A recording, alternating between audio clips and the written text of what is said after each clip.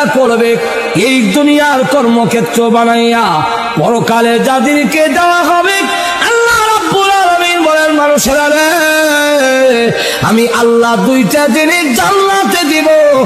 এক নম্বর হলো স্বাস্থ্যের কোনো সমস্যা নাই, আর তোমার ডায়াবেটিস থাকবে না, তোমার বহুমূত্র থাকবে দূরের কথা, বেশি বেশি তুমি পেশাব করতা, এটা থাকবে দূরের কথা, তোমার কিন্তু আর মুতই থাকতো না, মুত উঠে যাবে, পায়খানা নাই, সবগুলো হজম হয়ে যাবে, বেহুশ দিলে শেষ হয়ে যাবে, স্বাস্থ্যগত দিক থেকে কোনো দুর্বলতা নাই।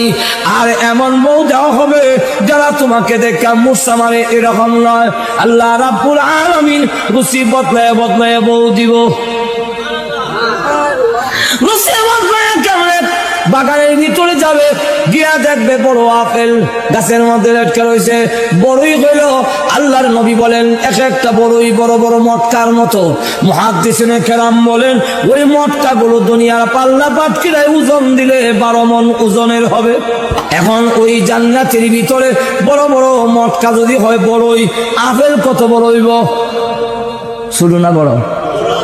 এমনি আপেলটা পেরে যখন বানছে তার ভিতরে তাকায়া দেখে সোনার রূপসী, গলার মধ্যে অলংকারের অভাব নাই, কানের মধ্যে অলংকারের অভাব নাই, হীরামণি মুক্তা খচিত কাপড় পরিধান করা, 14 তারিখের চন্দ্রের চাইতে আরো উজ্জ্বল চেহারা একজন বউ, একজন হুরপুরি ওই আপেলের ভিতরে ঘুমটা দিয়া বসা আছে। এইভাবে দেখা গেল। এমনি বলবে এই আপেলের ভিতরে সুন্দর বউ, সে চমকে উঠবে।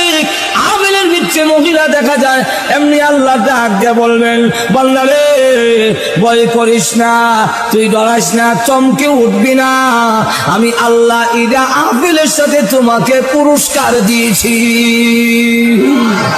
একটু জোরে কর না। দুনিয়া একদম স্বাস্থ্যের দিক থেকে উত্তম হবে। 2 নম্বর হলো জীবনে কোনোদিন মরবে না, অনন্তকালের জন্য বুক বিলাসের জন্য দেওয়া হবে।